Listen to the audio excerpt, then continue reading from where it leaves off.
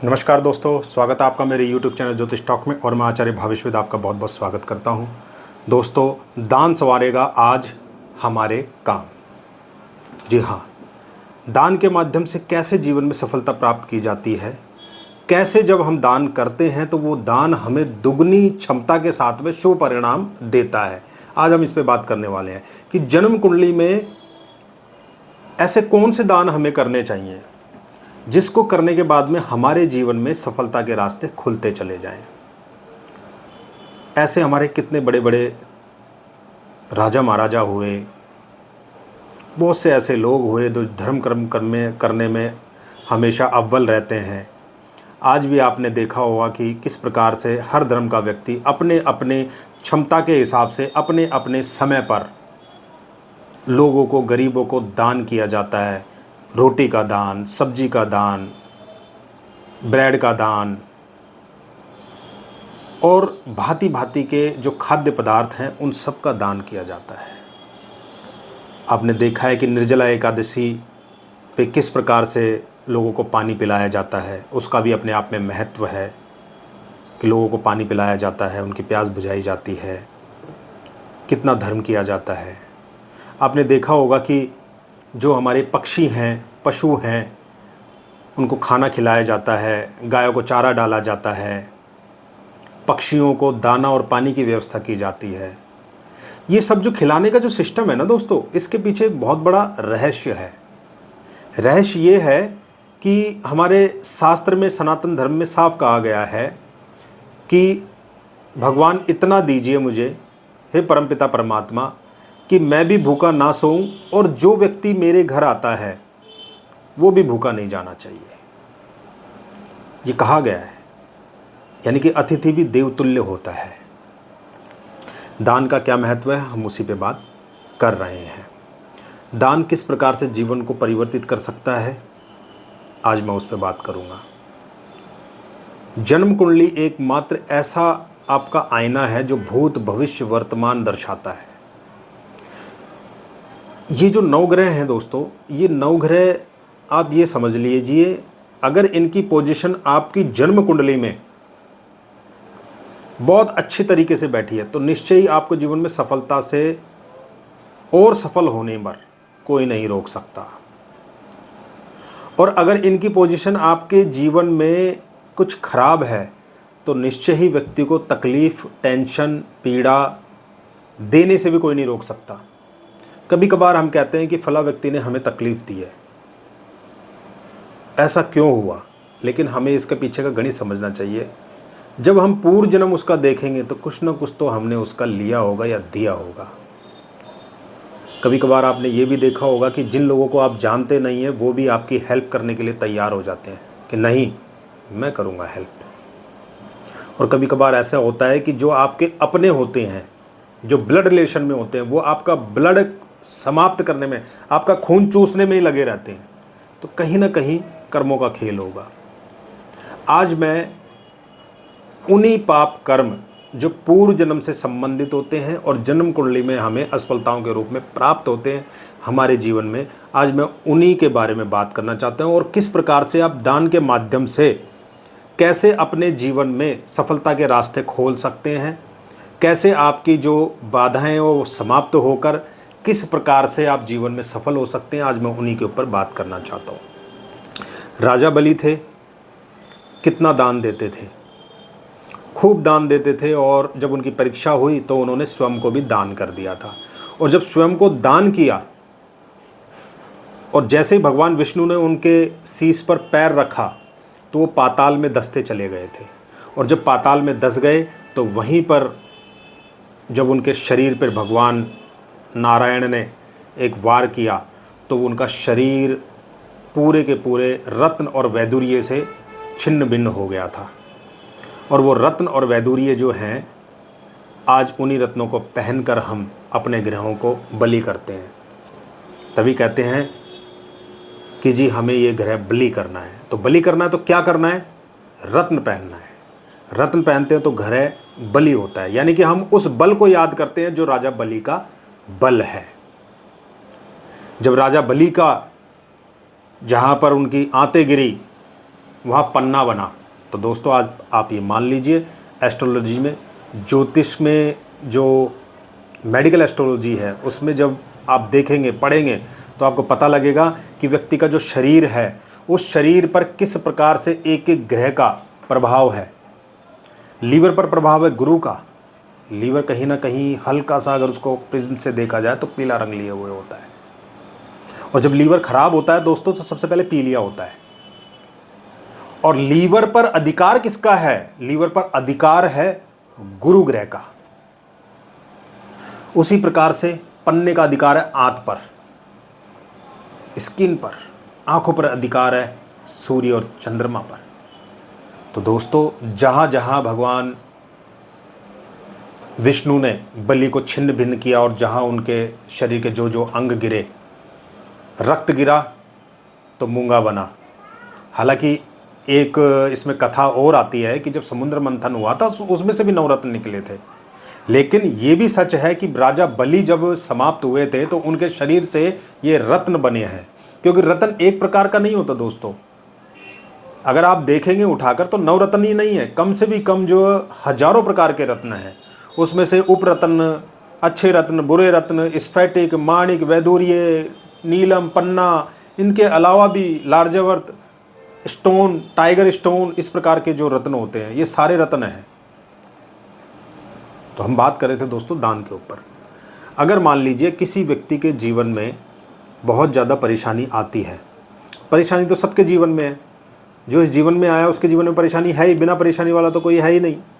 लेकिन फिर भी अगर उस परेशानी का हल ना निकले तो आप क्या करें?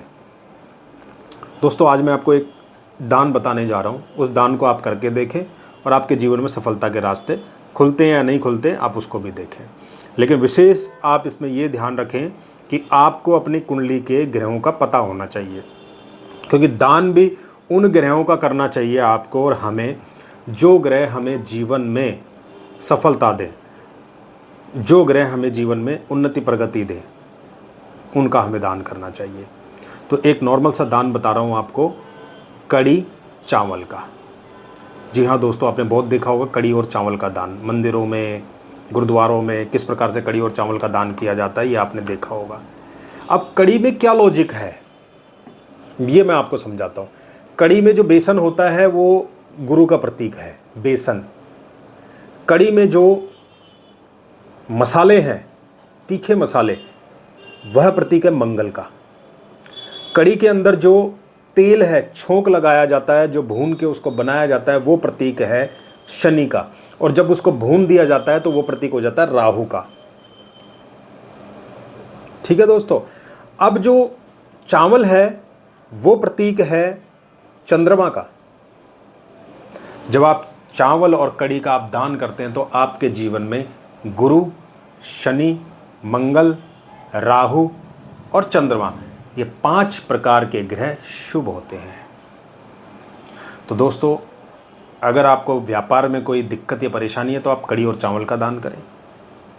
अगर आपको कोई मानसिक परेशानी है जो आप समझ नहीं पा रहे हैं तो आप अपने जीवन में जो कपड़े आप अक्सर रेगुलर पहनते हैं उन कपड़ों का दान आप हर शुक्रवार करते रहें, आपको मानसिक शांति मिलेगी। अगर आपके जीवन में कोई ऐसी भयंकर बीमारी बैठी हुई है जो आपका पीछा नहीं छोड़ रही है तो आप किसी ऐसे हनुमान मंदिर में ईंट का दान करवा दीजिए, ईंटों का दान करवा दीजिए। एक बार ही करने हैं ये सारे दान, क्योंकि दान उतने ही करने चाहिए जितने आपकी कुंडली झेल पाए और वो ग्रह अपना शुभ परिणाम दे पाए। तो 1 या 2 बार में ये चीज़ें बिल्कुल ठीक होनी शुरू हो जाती हैं। तो आप इनको करके देखें। अगर किसी व्यक्ति को बहुत ज़्यादा मिर्गी के दौरे पड़ते हैं और उसका कहीं कोई इलाज नहीं है तो दान के माध्यम से कैसे उसको ठीक किया जाए ये भी मैं आपको बताना चाहता हूँ। आप क्या करें, ऐसे व्यक्ति को रेगुलर सबसे पहले तो कोई ऐसा शिव मंदिर देखें जहाँ पर सामने खड़े होकर आप नारियलों का दान गरीब लोगों को कर सकें। उसके साथ में आप नारियल प्लस गुड़, और गुड़ के साथ में अगर आप हलवा भी देते हैं तो ये एक पूरा कॉम्बो बन जाता है दान का। तो आप इसको करके देखें। 11 दिन रेगुलर करेंगे तो आपको महसूस होगा कि जिस व्यक्ति को इस प्रकार की प्रॉब्लम थी वो प्रॉब्लम धीरे धीरे ख़त्म होने लगी है। अगर जीवन में अस्थिरता है, पत्नी से संबंध अच्छे नहीं बनते हैं, तो ऐसे व्यक्ति को निश्चित तौर पर माँ लक्ष्मी के मंदिर में मीठी चीज़ों का दान करना चाहिए, ताकि उसके जीवन में शुक्र का शुभ परिणाम प्राप्त हो सके। जिन लोगों को रात को स्वप्न आते हैं, ऐसे ऐसे अशुभ अशुभ स्वप्न आते हैं और जिनका कोई तोड़ नहीं है और परेशान हो जाते हैं या अचानक नींद में उड़ जाते हैं, तो ऐसे लोग जो हैं शनिवार के दिन मूंग की दाल का हलवा बनवाकर और गरीबों में दान करें, तो कुछ ही टाइम में उनको सपने आने बंद हो जाएंगे। अगर किसी व्यक्ति को अचानक रात्रि में सोते समय वीर्यपात हो जाए, जिसे बोलते हैं स्वप्न दोष, और उसकी बहुत ज़्यादा परेशानी है और वो ठीक नहीं होती है, तो दान के माध्यम से दोस्तों उसको भी ठीक किया जा सकता है। क्योंकि दान का मतलब ये है कि आप अपने जीवन का कर्जा प्रदान कर रहे हैं, कर्जा दे रहे हैं। अब ये कर्जा या तो आप डॉक्टर को दीजिए या फिर इस कर्जे को आप लोगों में बांट दीजिए। जाहिर सी बात है, इसीलिए कहा गया है दोस्तों, जितना भी कमाया जाए उस कमाई में से कुछ हिस्सा आप दान के लिए ज़रूर निकालें, ताकि आपकी वो कमाई फलीभूत हो। तो ये दान की महत्व है। और अभी मैं बात कर रहा था जिन लोगों को स्वप्न दोष की प्रॉब्लम है, या रात्रि में सोते सोते मूत्रपात हो जाता है, मूत्र विसर्जन हो जाता है, या वीर्यपात हो जाता है उनका, तो ऐसे लोगों को कम से कम 3 शुक्रवार अपने बेड के चारों या चारपाई पे कहीं पे भी सोते हैं तो उसके चारों कॉर्नर पर जनेऊ बांध दीजिए, चारों कॉर्नर पर बांध दीजिए, और अगले शुक्रवार को उस जनेऊ को, चारों जनेऊओं को उतारकर किसी बहते पानी में विसर्जित कर दीजिए। फिर अगले शुक्रवार को आपको ऐसे करना है। ऐसे आपने 3 शुक्रवार करना है दोस्तों। स्वप्न दोष की कैसी भी परेशानी हो समाप्त हो जाएगी। और दान के माध्यम से और कौन कौन सी समस्याएं समाप्त की जा सकती है दोस्तों, दान जरूर करना चाहिए। अगर कोई व्यक्ति गरीब व्यक्ति है जो खाना नहीं खा सकता, असक्त है, आप उसे पैसे मत दीजिए। अगर आपकी क्षमता है तो आप उसको खाना खिला दीजिए।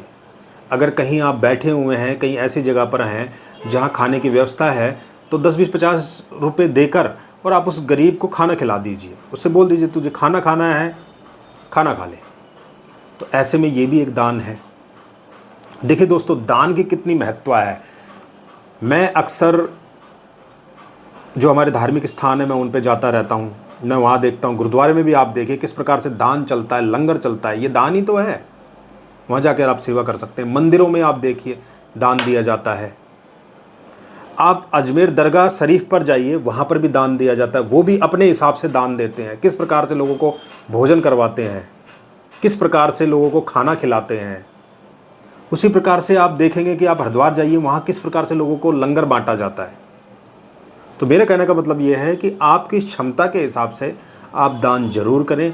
दान करेंगे तो जीवन में सुफल की प्राप्ति अवश्य होगी, और ऐसा सुफल आपको जीवन में सफलता देगा ही देगा। हमने ऐसे लोग भी देखे हैं जिनको हमने दान बताए, वो दान करते थे, और दान करने के बाद में धीरे धीरे उनकी स्थिति ऐसी हो गई, इतनी अच्छी हो गई, जहां वो उनके पास में एक गाड़ी नहीं होती थी, आज उनके पास में 4-4, 5-5 गाड़ियां हैं। आज वो डिग्गी में अपना दान का सामान भरते हैं और हर हफ्ते जाते हैं और गरीबों में खाना बांटते हैं। यानी कि दान की कितनी महत्व है, आप इसको देखिए। लेकिन उस दान को करने के लिए आपको अपनी जन्म कुंडली के वो भावों का पता होना चाहिए, जो आपको ये बताएं कि आपको ये दान फलीभूत होगा या इस दान से आपके जीवन में सफलता मिलेगी। दोस्तों, अगर आपको मेरा ये वीडियो पसंद आया हो तो इसको लाइक और शेयर करना ना भूलें। दूसरा, मेरे इस चैनल को, ज्योतिष टॉक को, आप ज़्यादा से ज़्यादा सब्सक्राइब करें, शेयर करें, ताकि आने वाले समय में भी हम जो भी वीडियो बनाएं उसका नोटिफिकेशन आपको मिले, आपके रिश्तेदारों को, परिवार वालों को, आपको दोस्तों को मिले। तो मिलते हैं अगले वीडियो में। तब तक के लिए दोस्तों नमस्कार।